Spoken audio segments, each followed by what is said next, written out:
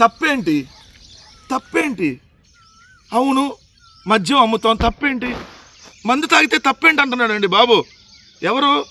ప్రముఖ విద్యా సంస్థల చైర్మన్, విశాఖపట్నంకి ఎంపీ, బాలకృష్ణకి అల్లుడు. కబ్జా చేస్తే తప్పేంటి అన్నాడు మొన్న.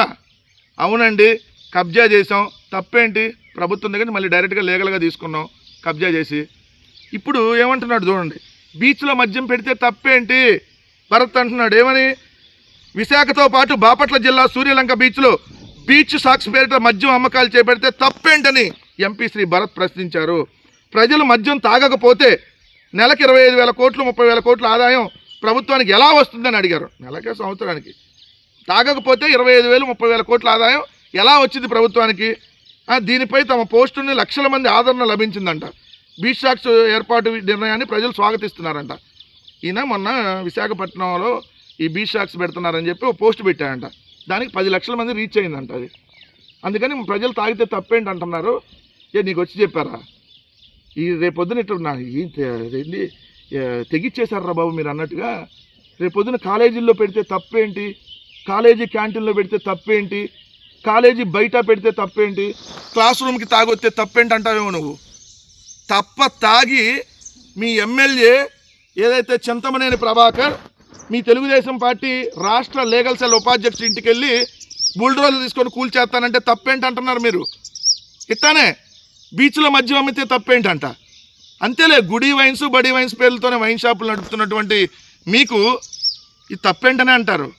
సరే, ప్రభుత్వానికి ఆదాయం వస్తుంది కదా, తప్పేంటి అంటున్నాం. ఆదాయం వస్తుందని ఏ లత్కూరు పైన చేసిద్దా ప్రభుత్వం? చెప్పండి. ఇక డైరెక్ట్గా గంజాయి కూడా అమ్మేసేయండి మీరు ప్రభుత్వమే.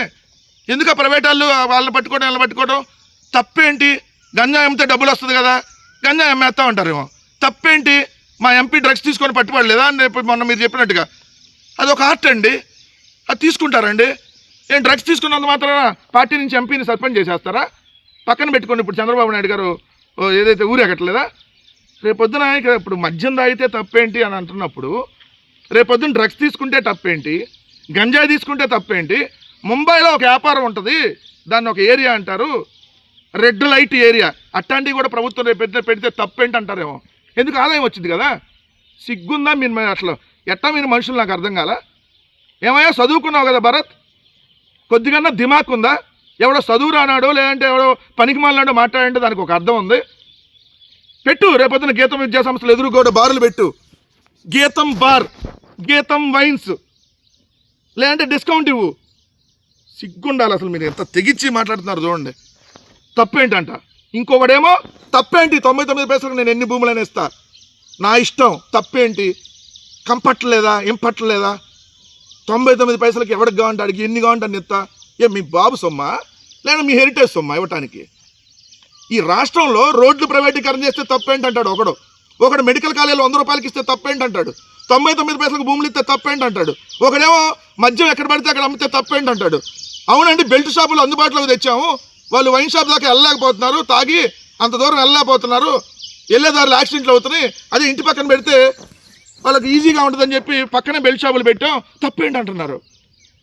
అసలు ఇట్లాంటి దాన్ని ఏం చేయాలో ప్రజలు మీరే నిర్ణయించండి. ఇంకోటి, పర్యావరణవేత్తలు ఇంట్లో కాకుండా చెట్ల వద్ద జీవిస్తారా? గూగుల్ డేటా సెంటర్ ఏర్పాటుపై దుష్ప్రచారం చేయటం పర్యావరణవేత్తలు కొత్తగా పుట్టుకొస్తున్నారంట. అదే బొలిశెట్టి సత్యనారాయణ గారు ఎక్స్ జనసేన లీడర్, ఆయన ఉద్దేశించి అన్నట్టుగా ఉంది ఇది. మరి ఆయన రియాక్ట్ అయితే దాని మీద బాగుంటుంది. వైసీపీ హయాంలో నెలకి 25,000 కోట్ల నుంచి 30,000 కోట్ల కూడా మద్యం అమ్మకాల ద్వారా వచ్చిందని, ప్రజలు మద్యం తాగుతున్నారు కాబట్టి ఇంత ఆదాయం వస్తుందని, అందుకని ఇంకా తాగిపిస్తే ఇంకా ఎక్కువ ఆదాయం వచ్చిందని, లత్కూరు పనులు చేసినా చాలా వస్తాయి వ్యాపారం, అందుకని లత్కూరు పనులు చేసేస్తుంది ప్రభుత్వం. ఇంకా ఒక్క వ్యాపారం ఎట్లా ప్రజెంట్, ఇక దాన్ని కూడా పెడితే సార్థకత అయిపోయింది మొత్తం ఈ రాష్ట్రానికి. ఎంత బరి తెగించారో ఒకసారి ప్రజలు గమనించమని చెప్తా ఉన్నా ప్రజల్ని. తప్పేంటి అంటున్నారు. రేపొద్దున అవును అదే బీచ్లో అవునండి తాగి ఎవరన్నా ఏదైనా అమ్మాయిలను ఇంకొకరినో ఏదన్నా లైంగిక వేధింపులు గురి చేస్తారు. రేపొద్దున అప్పుడు కూడా తప్పేంటని అంటావా మిస్టర్ భారత్? తప్పేంటంటే కాలేజీల్లో స్కూల్లో కూడా మద్యం తీసుకొచ్చి పెడతారా? సో ఈ ప్రభుత్వానికి పోయే కాలం దగ్గర పడింది కాబట్టే ఇలా బరి తెగించి మాట్లాడుతున్నారు. ఈ ప్రభుత్వానికి శాశ్వత పాడకట్టే రోజు అతి దగ్గరలో ఉంది కాబట్టే ఈ విధంగా వీళ్ళు బరి తెగించి మాట్లాడుతున్నారు అనేది స్పష్టమవుతా ఉంది.